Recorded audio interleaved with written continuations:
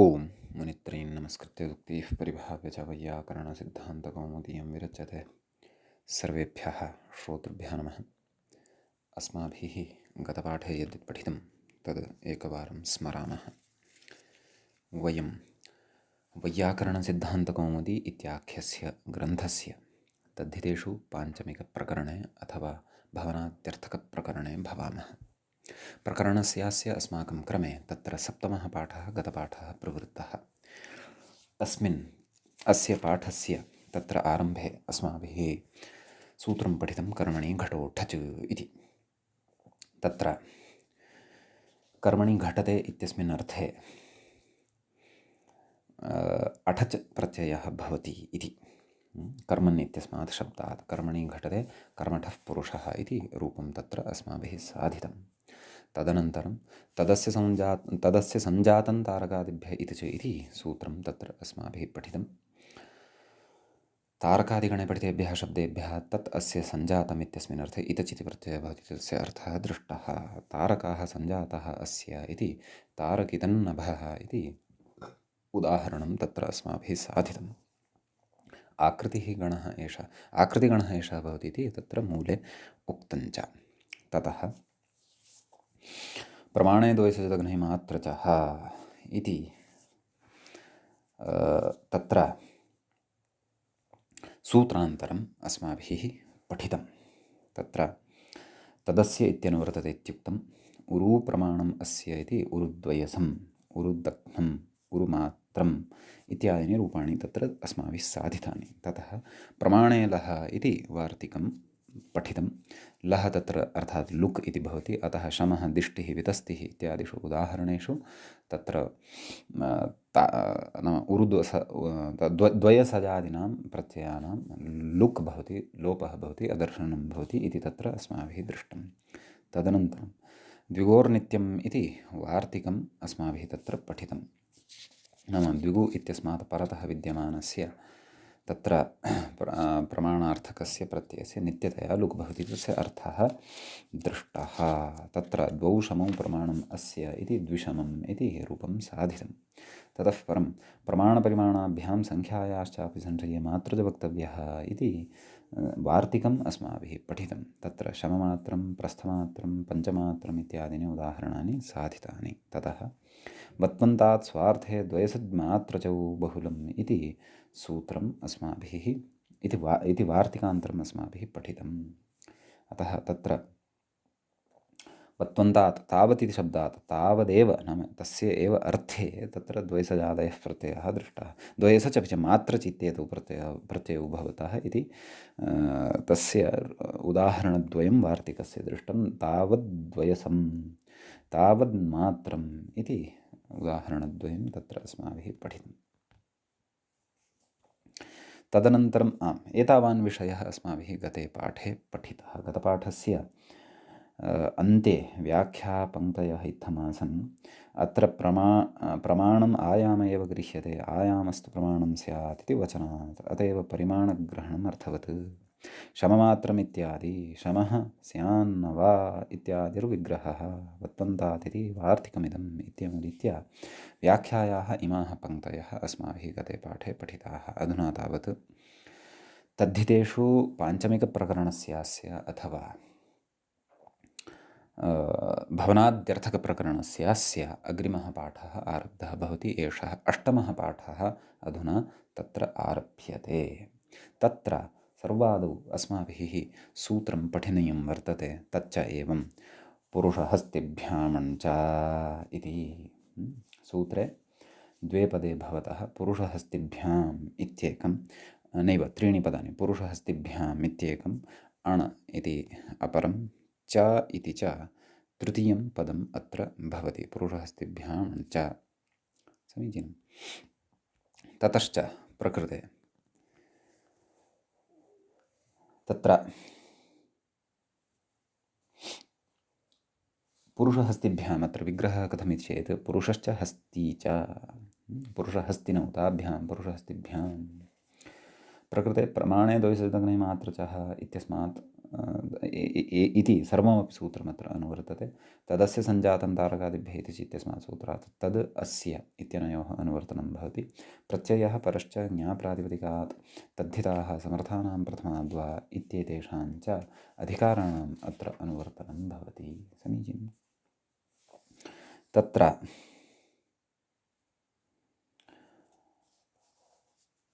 व्याख्याता कथयति उक्तविषये इति शेषः।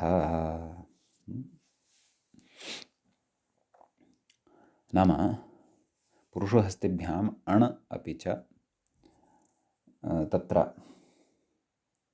द्वयसज् दग्ध्नि मात्रच् इत्येते प्रत्ययाः भवन्ति। अण् अपि भवति। ते त्रयः प्रत्ययास्तु भवन्त्येव, अण् अपि भवति इति भावः। उक्तविषये कस्मिन् विषये? प्रमाणार्थे। नाम प्रथमासमर्थात् प्रमाणवाचकात् शब्दात् अथवा प्रमाणसमानाधिकरणवाचकात् पुरुष इति शब्दात् हस्तिन् इति च शब्दात् तत्रापि कीदृशात् पुरुष अपि च हस्तिन् इति शब्दः अपेक्षितः इति षष्ठ्यन्तः। षष्ठ्यन्तात् अण् इति प्रत्ययः अपि च द्वयसज् दग्ध्नि मात्रच् इत्येते प्रत्ययाः भवन्ति इति सूत्रस्य अर्थः अस्माभिः ज्ञातव्यः। अतः एव विषयः अस्माभिः स्पष्टतया उक्तः वर्तते, स्पष्टतया पठितः वर्तते। अतः लाघवेन एव तत्र व्याख्याता कथयन् अस्ति उक्तविषये इति शेषः। नाम उक्ते विषये एव एषा व्यवस्था इति भावः। सम्यक्। अग्रे कथयति द्वयसजादयस्त्रयः नाम चकारग्रहणसामर्थ्यात् द्वयसच् दग्नच् मात्रच् इत्येते प्रत्ययाः अपि अत्र भवन्ति इति भावः। सम्यक्। ततः तत्र अग्रिमं सूत्रम् अस्माभिः पठ्यते।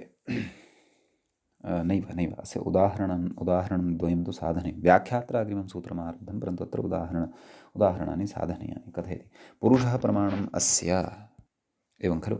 अस्मिन् अर्थे तत्र नाम एकः पुरुषः यावान् वर्तते तावत् प्रमाणम् अस्य वर्तते इति पुरुष आदौ तु पौरुषम् इति रूपं सिद्ध्यति अणि सति। एवं खलु। पुरुष अण् आदिवृद्धिः अलोपः पौरुष अण् पौरुषा सु अम्पूर्वरूपं पौरुषम् इति रूपं सिद्ध्यति। ततः पुरुषद्वयसं द्वयसचि सति पुरुषद्वयसम् इति रूपं च सिद्ध्यति। ततः हास्तिनम् अणि सति हस्तिन् इति मूलशब्दः, तस्मात् अण् भवति आदिवृद्धिः हास्तिन् हास्तिन सु अम्पूर्वरूपं च तत्र भवति हास्तिनम् इति रूपं सिद्धं भवति। ततः हस्तिद्वयम् इति भवति। द्वयसच् प्रत्ययः भवति, तस्य द्वयस इति अवशिष्यते। हस्तिद्वयस हस्तिद्वयसम् इति रूपं च तत्र सिद्धं भवति। सम्यक्। ततः तत्र अग्रिमं सूत्रम् उच्यते यत्तदेतेभ्यः परिमाणे वतुपु इति। सम्यक्। अस्मिन् सूत्रे त्रीणि पदानि वर्तन्ते। यत्तदेतेभ्यः इति एकं पदं, परिमाणे इति द्वितीयं पदं, वतुप् इति च तृतीयं पदम् अत्र भवति। तत्र यत्तदेतेभ्यः इति पञ्चम्यन्तं भवति, परिमाणे इति सप्तम्यन्तं भवति, वतुप् इति प्रथमान्तं भवति। यत्तदेतेभ्यः इत्यस्य अस्माभिः विग्रहः आदौ अत्र कर्तव्यः वर्तते। तदनन्तरं सूत्रार्थं पश्यामः। प्रथमस्य पदस्य विग्रहं पश्यामः। यत्तदेतेभ्यः इत्यस्य यत् च तत् च एतत् च तत्र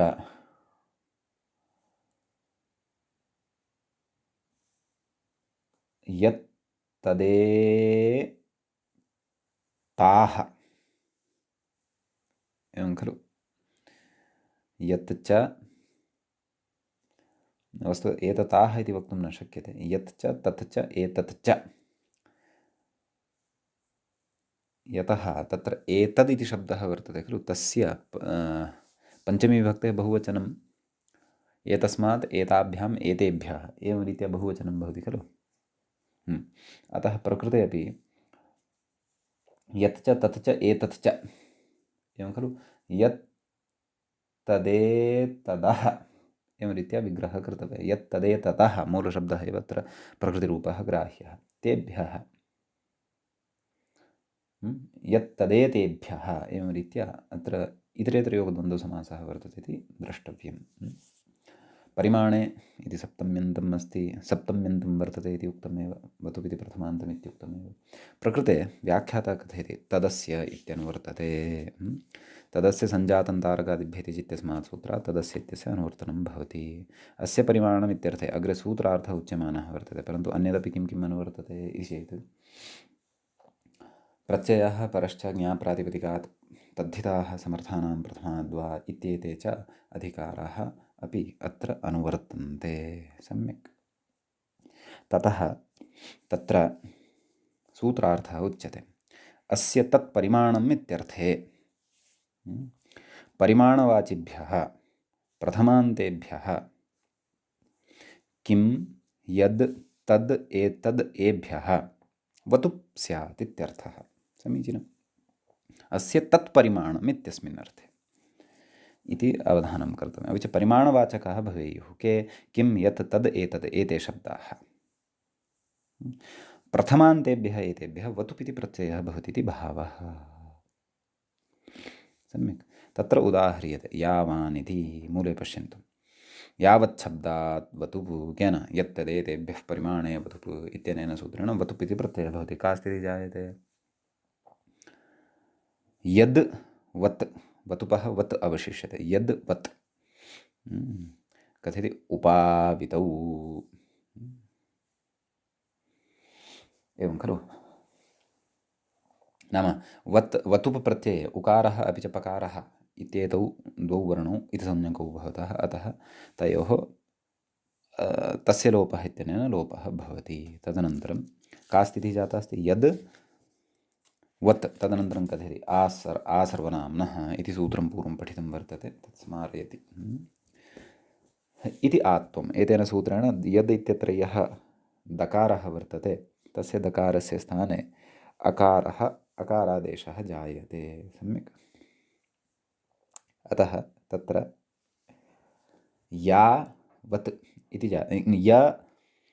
य आ वत् सवर्णदीर्घः भवति, यावत् इति रूपं तत्र सिद्धं भवति। तदनन्तरं कथयति सुः,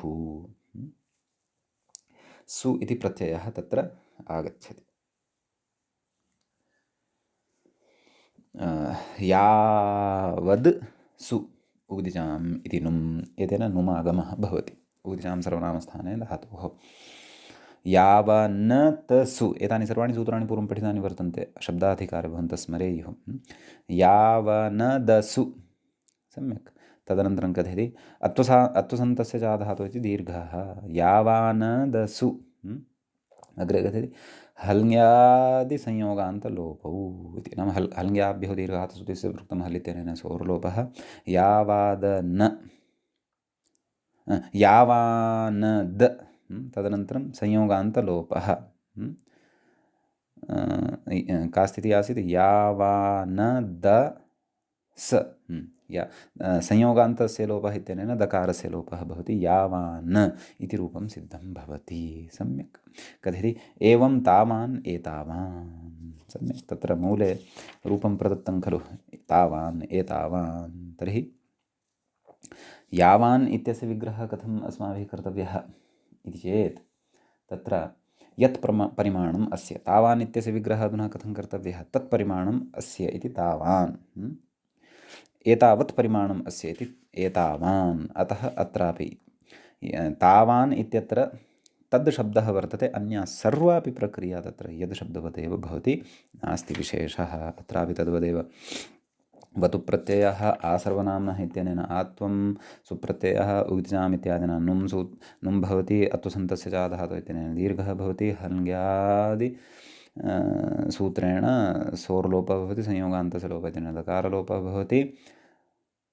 तावान् इति अवशिष्यते। एतत् परिमाणम् अस्य इति एतावान् इति इदम् अपि रूपं तत्र सिद्ध्यति। अन्यच्च नाम अन्येषु वचनेषु, अन्यासु च सर्वासु विभक्तिषु अपि अस्य रूपाणि अस्माभिः शब्दाधिकारे तत्र प्रपञ्चितानि पठितानि च। अतः अत्र प्रत्ययः तद्धितप्रत्ययविशेषः कः, कस्मिन् अर्थे अत्र प्रत्ययः वतुक् भवति, सः विषयः अत्र अस्माभिः दृष्टः इति एतावानेव विशेषः अस्मिन् सूत्रे भवति। इदानीं वयम् अग्रिमं सूत्रम् अत्र प्रविशामः। अग्रिमं च सूत्रं भवति एवं, किं कथं, किमिदं भ्यां वो घः इत्येवं रीत्या प्रकृतसूत्रे किमिदं इति एकं पदं भवति, पञ्चम्यन्तं, पञ्चमीविभक्तेः द्विवचनान्तम् इदं भवति। वः वः इति प्रथमान्तं भवति। घः घः नैव, वः इति षष्ठ्यन्तं भवति, षष्ठीविभक्तेः एकवचनान्तं भवति। समीचीनं। ततः घः इति प्रथमान्तं भवति। सम्यक्। वः इत्यत्र व इति शब्दः मूलशब्दः भवति, तस्य षष्ठी सा भवति। घः इत्यत्र तु घ इति मूलशब्दः भवति, तत्र अकारः उच्चारणार्थः वर्तते इति विशेषः। सम्यक्। विग्रहः द्रष्टव्यः। किं च इदं च, किमिदमौ, ताभ्यां, किमिदम्भ्याम्, एवं रीत्या अत्र विग्रहः ज्ञेयः। इतरेतरयोगद्वन्द्वसमासः अत्र अवगन्तव्यः। सम्यक्। प्रकृते यत्तदेतेभ्यः परिमाणे वतुप् इत्यस्मात् सूत्रात् परिमाणे वतुप् इत्यनयोः द्वयोः पदयोः अनुवर्तनं भवति। तदस्य सञ्जातं तारकादिभ्यः इति इत्यस्मात् सूत्रात् तदस्य इत्यस्य अनुवर्तनं भवति। प्रत्ययः परश्च ज्ञाप्रातिपदिकात् तद्धिताः समर्थानां प्रथमाद्वा इत्येते च अधिकाराः अत्र अनुवर्तन्ते। सम्यक्। ततः प्रकृते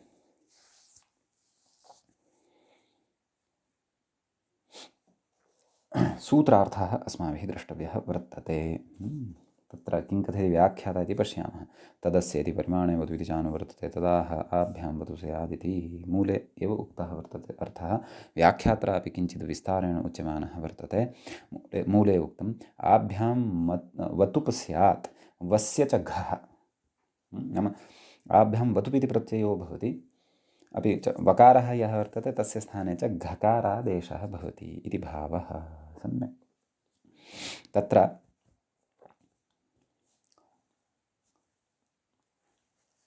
किम् इत्यस्मात् शब्दात् तत्र वतुपः उदाहरणं कियान् इति आदौ अस्माभिः द्रष्टव्यः उदाहरणं द्रष्टव्यं वर्तते। तदेव व्याख्यात्रापि उक्तमेव, आभ्यां प्रथमान्ताभ्याम् अस्य तत्परिमाणम् इत्यर्थे वतुप् स्यात् इत्यर्थः। वस्य घ च, नाम वतुपः यः वकारः वर्तते तस्य स्थाने घकारादेशः अपि भवति इति भावः। सम्यक्। कियान् इति रूपं साधनीयं। तस्य विग्रहः कथं कथयति, किं परिमाणम् अस्य इति विग्रहः। सम्यक्। किं शब्दात् वतुप्, एवं किल, किम् इत्यस्मात् शब्दात् वतुप् इति प्रत्ययः भवति। उपावितौ, नाम उपौ इति संज्ञकौ भवतः उभयोः लोपः भवति। किं वत् कथयति, वकारस्य घकारः, वत् इत्यत्र यः वकारः व्यञ्जनभूतः तस्य स्थाने घ इति व्यञ्जनं भवति इति भावः। इति व्यञ्जनम् आदेशत्वेन आगच्छति इति भावः।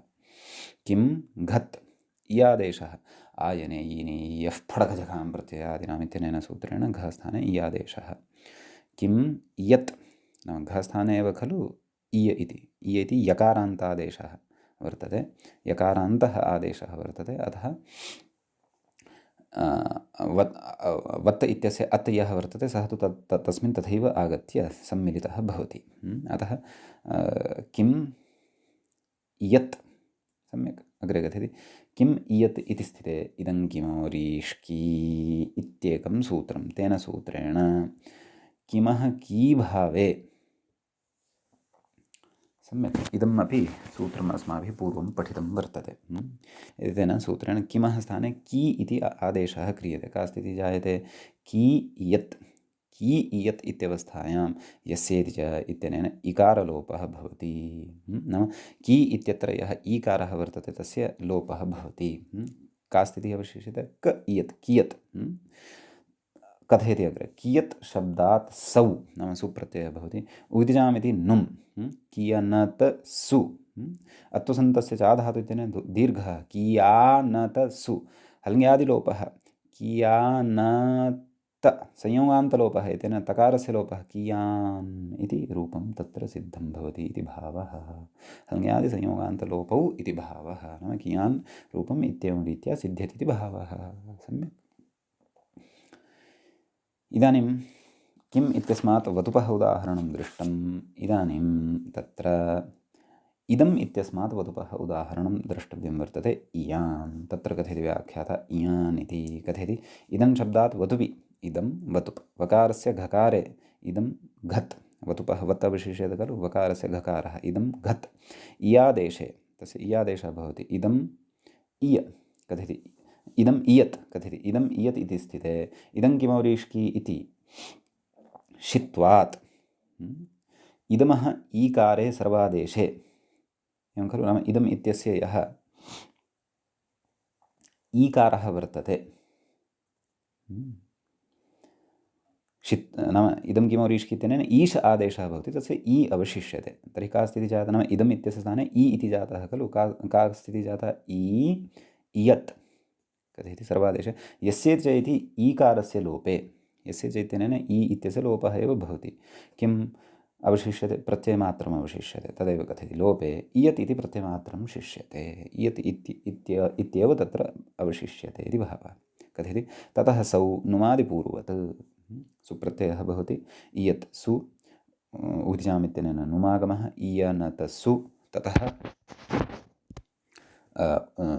अत्वसन्तस्य चाधातुः इत्यनेन दीर्घः भवति इयानतसु स्वोर्लोपः भवति इयानत संयोगान्तस्य लोपः इत्यनेन तकारस्य लोपः भवति इयान् इति रूपं सिद्धं भवति। सम्यक्।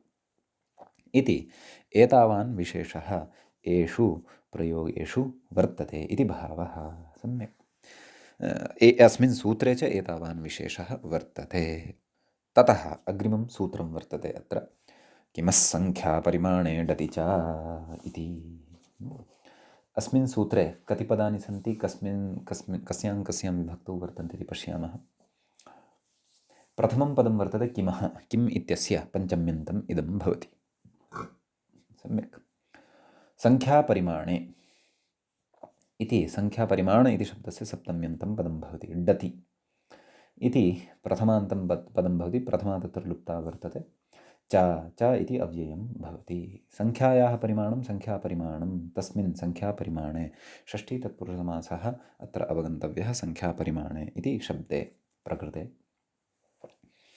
तत्र व्याख्याता कथयति तदस्य इत्यनुवर्तते अतः तदस्य सञ्जातं तारकादिभ्यः इति इत्यस्मात् सूत्रात् तदस्य इत्यस्य अनुवर्तनं भवति। सम्यक्।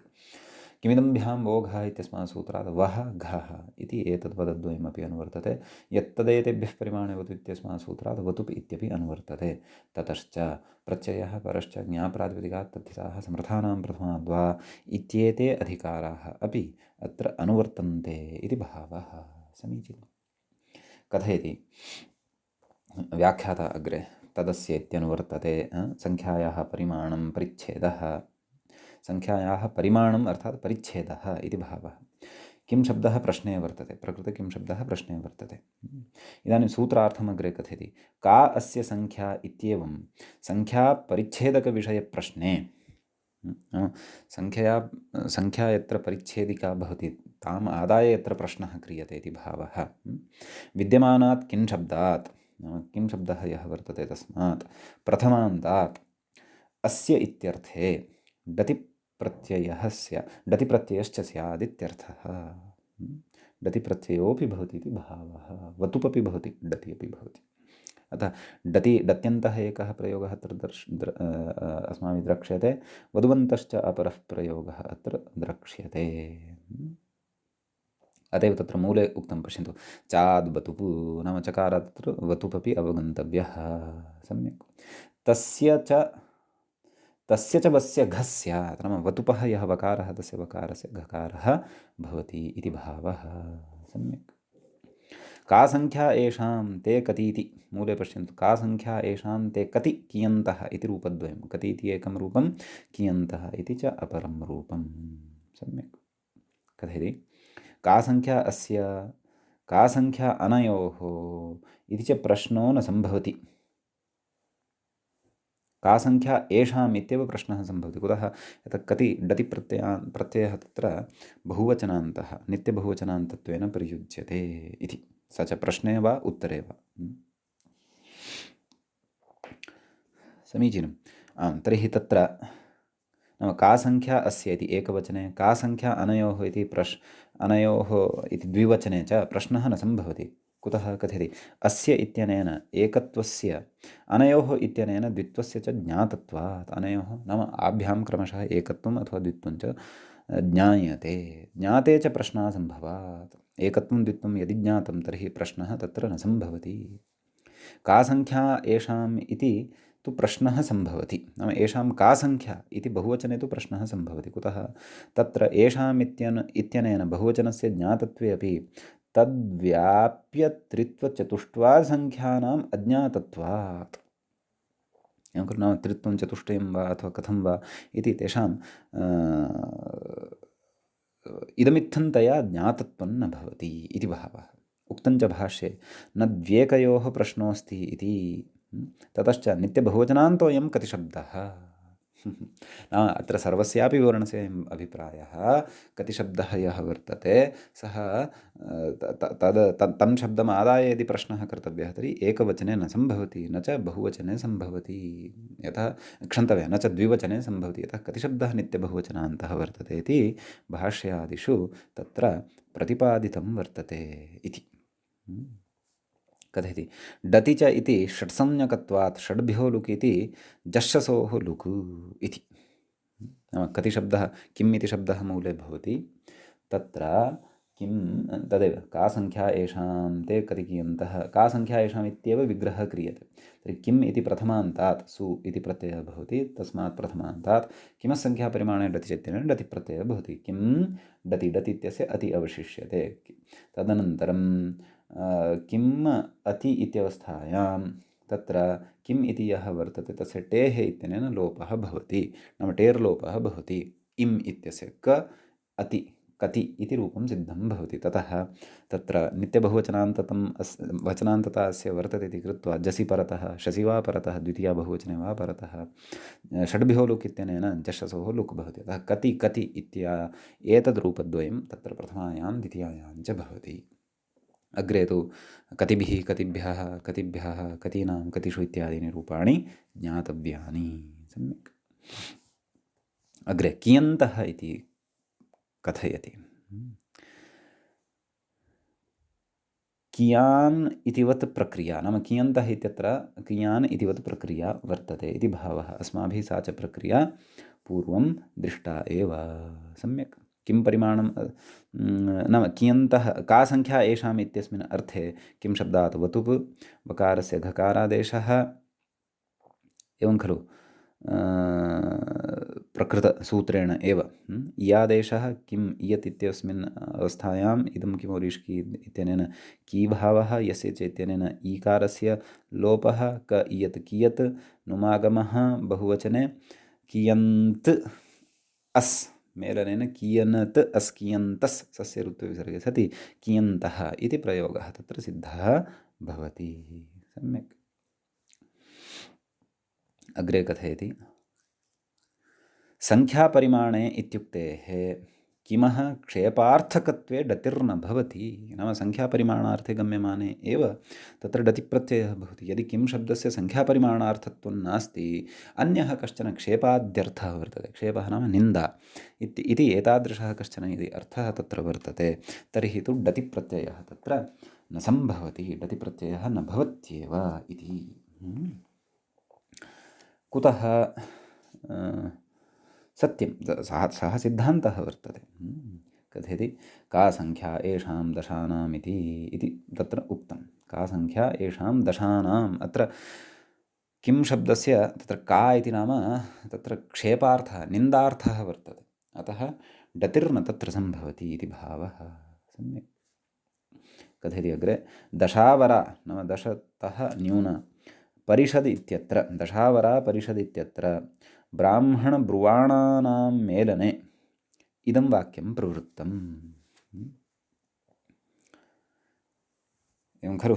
ब्राह्मणब्रुवाणानां नाम ब्राह्मणब्रुवाणः ये वर्तन्ते तेषां मेलने एषा संख्या उच्यते।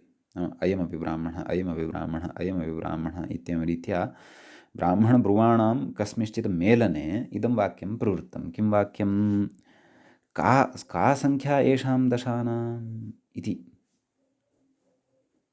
नाम तत्र निन्दा अस्ति। का संख्या येषां दशानाम् इति भावः।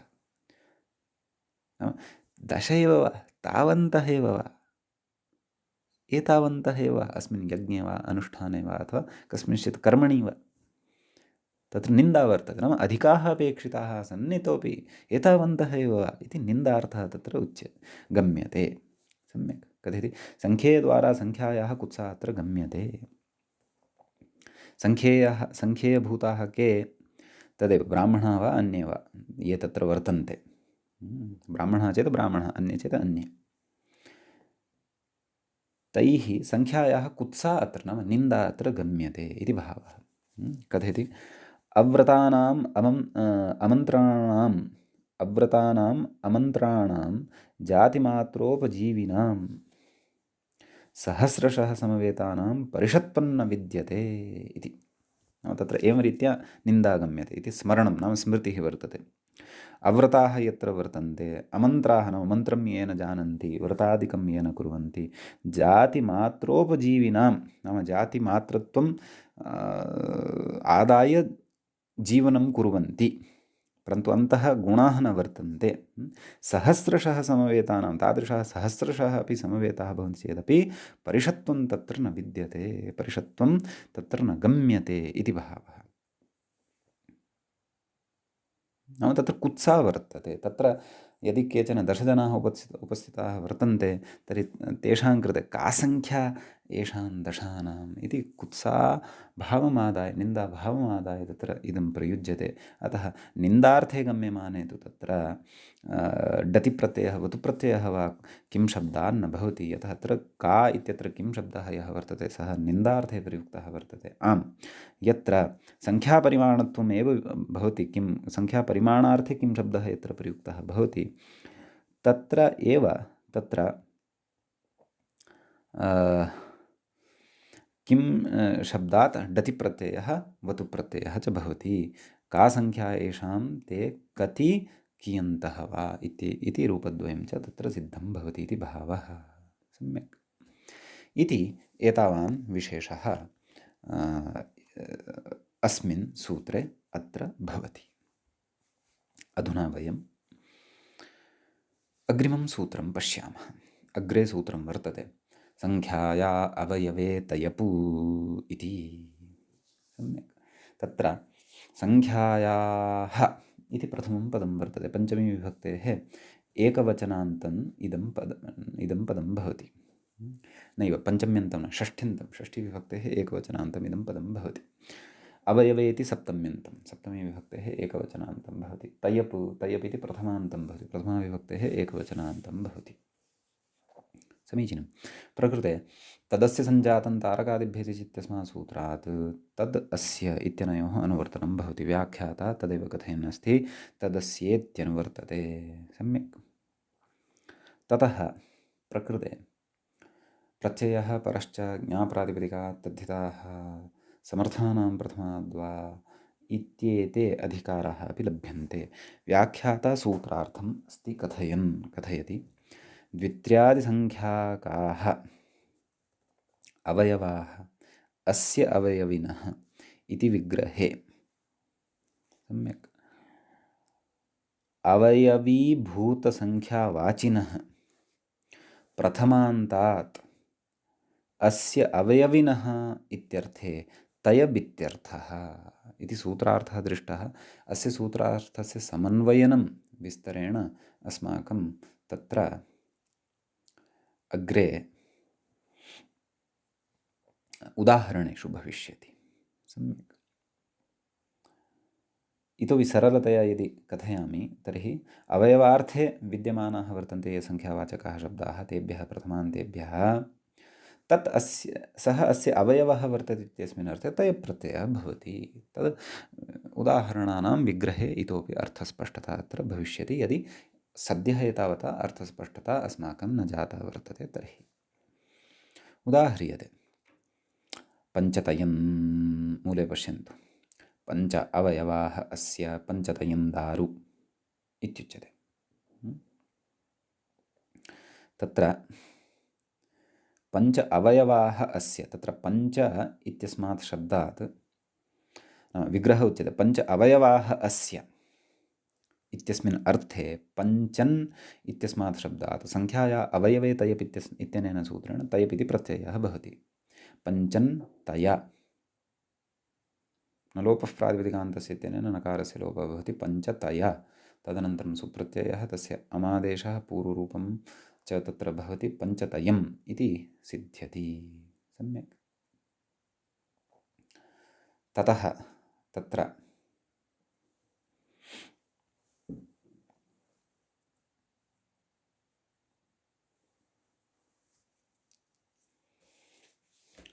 अग्रे अग्रिमम् उदाहरणं द्रष्टव्यं वर्तते, परन्तु अस्य उदाहरणस्य अर्थः ज्ञातः खलु। पञ्चतयन्दारु इति कोऽर्थः? अर्थात् पञ्च अवयवाः सन्ति।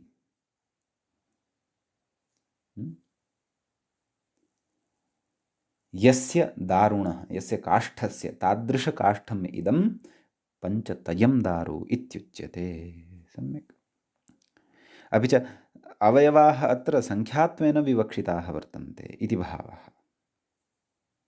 पञ्चसङ्ख्याकाः अवयवाः वर्तन्ते यस्य दारुणः स तदेव कथयति व्याख्यातः पञ्चावयवकः समुदायः इत्यर्थः। समीचीनम्।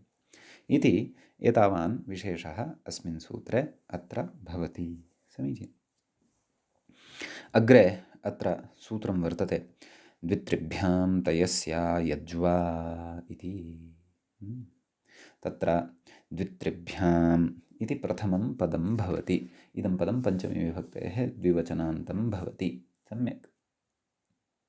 द्विश्च त्रिश्च द्वित्री ताभ्यां द्वित्रिभ्यां।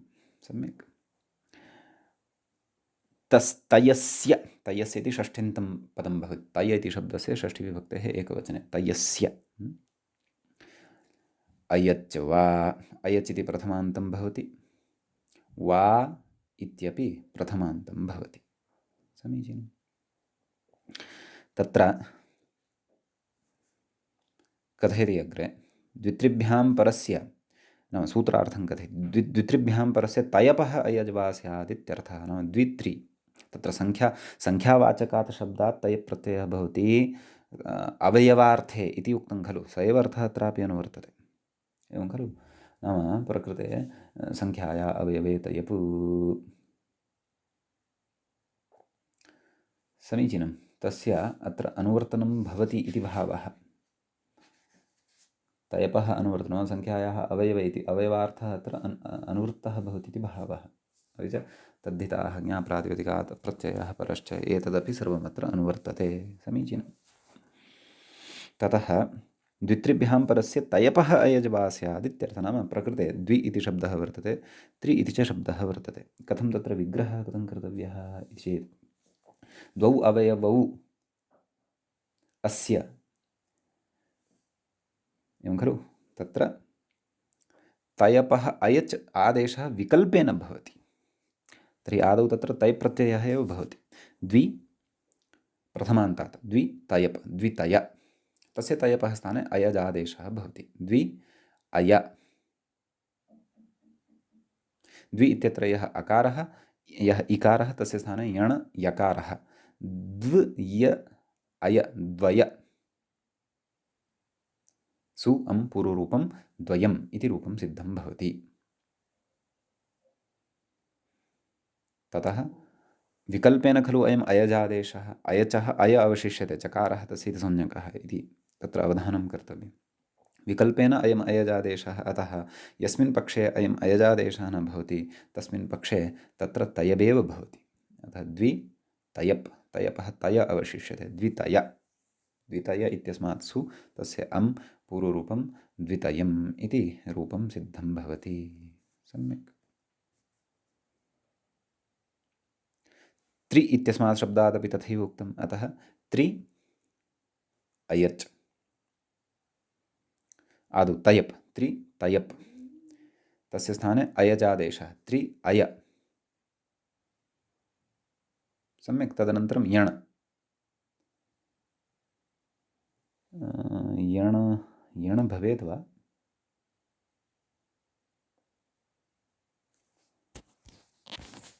तत्र गतरूपे अपि मया दोषः आचरितः, तत् परिष्करणीयम्। अयचि सति यण् न भवति खलु, तथा चेत् ज्य इति भवेत् खलु, तथा न भवति। द्वि अय इत्यवस्थायां यस्येर्ज इत्यनेन द्वि इत्यत्र विद्यमानः यः इकारः तस्य लोपः भवति। द्व अय द्वय अतः सिद्ध्यति। तद्वत् प्रकृते अपि त्रि अय त्रय, त्रि इत्यत्र यः इकारः वर्तते खलु तस्य लोपः यस्येति च इत्यनेन भवति। अतः तृ अय त्रय, सु अं पूर्वरूपं च भवति, त्रयम् इति रूपं सिद्धं भवति। एवमेव यस्मिन् पक्षे अस्य अयचः स्थाने तत्र तयवादेशः न भवति तत्र तय इत्येव अवशिष्यते। अतः त्रि तय, त्रितय, तस्य ततः सु अं पूर्वरूपं च विधाय तृतयम् इति रूपं तत्र साधयामः। सम्यक्। अथ द्वयं, द्वितयं, त्रयं, तृतयम् इत्यादीनि रूपाणि, इति 4 रूपाणि अत्र आहत्य सम्भवन्ति इति भावः। समीचीनम्। ततः अग्रे अस्मिन् सूत्रे तु एतावानेव विशेषः। अस्य प्रकरणस्य अन्तिमं सूत्रम् अधुना पठ्यते, तच्च वर्तते एवं। व्याख्यात्रा किमपि उच्यते वा? द्वयमिति द्वित्रिभ्यां परस्य तयपः अयज् वा स्यात्।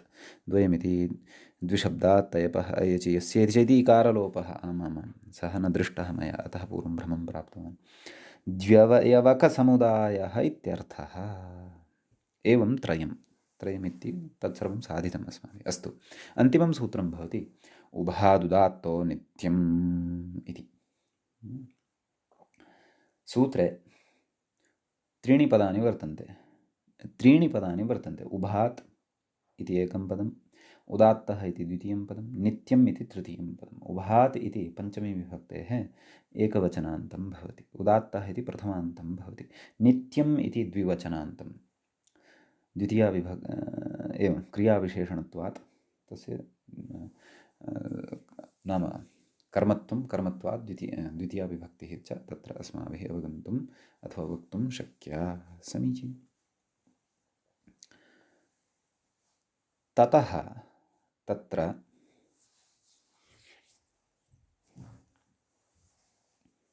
अग्रे प्रकृतसूत्रं प्रति किं किम् अनुवर्तते तदस्ति अस्माभिः द्रष्टव्यम्। प्रकृते तदेव द्वित्रिभ्यां तयस्य यज्वा इत्यस्मात् सूत्रात् तयस्य अयच् इति उभयम् अनुवर्तते। समीचीनं। ततः सूत्रस्य अर्थः कर्तव्यः वर्तते। तत्र मूले उच्यते उभशब्दात्, तत्र उभशन्दात् इति जातमस्ति मम पुस्तके, अशुद्धः पाठः, सः सम्यक् कर्तव्यः। तत्र नकारस्य बत्वं कुर्वन्तु, बकारं तत्र स्थापयन्तु। उभशब्दात् तयपः आदेशः अयच् स्यात्, नाम तयप् इत्यस्य स्थाने अयच् इति आदेशः भवति। स च उदात्तः भवति। रूपमत्र उभयमिति साधनीयं वर्तते। तत्र व्याख्याता कथयति स च उदात्तः कथयति, आद्युदात्तः इत्यर्थः, आद्युदात्तः सः भवति। उदाहरणं साधयामः आदौ। उभयम् इति अस्ति उदाहरणं। कथं विग्रहः? उभौ अवयवौ अस्य इति, अतः उभेति प्रथमान्तात् संख्याया अवयवे तयप् इत्यनेन सूत्रेण तयप् प्रत्ययः भवति। उभतय इति अवशिष्यते। तयपः स्थाने उभादात्तो नित्यम् इत्यनेन सूत्रेण अयचादेशः भवति। अयचः अय इति अवशिष्यते। उभय। सम्यक्। उभ अय इत्यस्याम् अवस्थायां यस्य च इत्यनेन भकारोत्तरवर्तिनः अकारस्य लोपः भवति। उभ अय उभय, सु अं पूर्वरूपं च कृत्वा उभयम् इति रूपम् अत्र लभामहे। समीचीनम्। अत्र कथयति व्याख्याता, अन्तोदात्तत्वस्य चित्वेन सिद्धे चित्त्वेनैन सिद्धे चित्त्वेनैव सिद्धे इति भवेत् वस्तुतः चित्त्वेनैव सिद्धेः इति वक्तव्यं वा इति मम भाति व्याख्याता किमपि तत्त्वबोधनिकारः किमपि कथयति वा अत्र प्रायः चित्त्वेनैव सिद्धेः इति कथने अन्तोदात्तत्वस्य चित्त्वेन एव सिद्धे तत्र चित्त्वेनैन सिद्धे इति जातं वर्तते तत्र वकारं कुर्वन्ति चित्त्वेनैव सिद्धेः इति भाष्ये स्पष्टं नाम अत्र आद्युदात्तत्वं वक्तव्यम् अन्तोदात्तत्वं तु अत्र चित्त्वेनैव नाम अयचः चित्त्वेनैव सिद्धं भवति इति भावः अतः आद्युदात्तत्वम् अत्र वक्तव्यमिति भावः इति भाष्ये उक्तं वर्तते अग्रे कथयति अत्र अयच् प्रत्ययः एव विधीयते न तु तयपः आदेशः इति स्थानिवत्सूत्रभाष्ये स्पष्टम् अत्र उभात् अयच् एव विधीयते आदौ तयप् तस्य स्थाने अयच् इति तु नास्ति समीचीनम् अग्रे उक्तं तयपः आदेशः इति मूलं तु वार्तिकानुरोधेन नाम तयपः स्थाने आदेशः भवति इति मूले नाम कौमुद्याः मूले किमुक्तम् उभशब्दात् तयपः आदेशः अयच् स्यात् इति तु वार्तिकानुरोधेन तत्र वार्तिककारेण इत्थम् उक्तं वर्तते परन्तु भाष्यकारेण तु तत्र आदेशः नास्ति परन्तु साक्षादेव अत्र अयच् प्रत्ययः भवति इत्येव तत्र प्रतिपादितं वर्तते इति भावः समीचीनम् इति एतावान् विशेषः अस्मिन् सूत्रे भवति व्याख्याता अग्रे कथयति इति तद्धितेषु पाञ्चमिकाः समीचीनं तत्र च मूले अपि कथयति इति तद्धितेषु पाञ्चमिकाः अर्थात् भवनाद्यर्थकप्रत्ययाः अत्र सम्पन्नाः एवञ्च अत्रैव वयं पाठमेतम् उपसंहरामः मुनित्रयं नमस्कृत्य उक्तिः परिभाव्य च वैयाकरणसिद्धान्तकौमुदीयं विरच्यते एवञ्च प्रकरणस्यास्य तत्र पाञ्चमिकप्रकरणस्य अथवा भवनाद्यर्थकप्रकरणस्यास्य अन्तिमः एषः अष्टमः पाठः अस्माकं क्रमे सम्पन्नः अग्रिमं प्रकरणम् आदाय अग्रिमे पाठे उपस्थिताः भविष्यामः अतः नमः सर्वेभ्यः श्रोतृभ्यः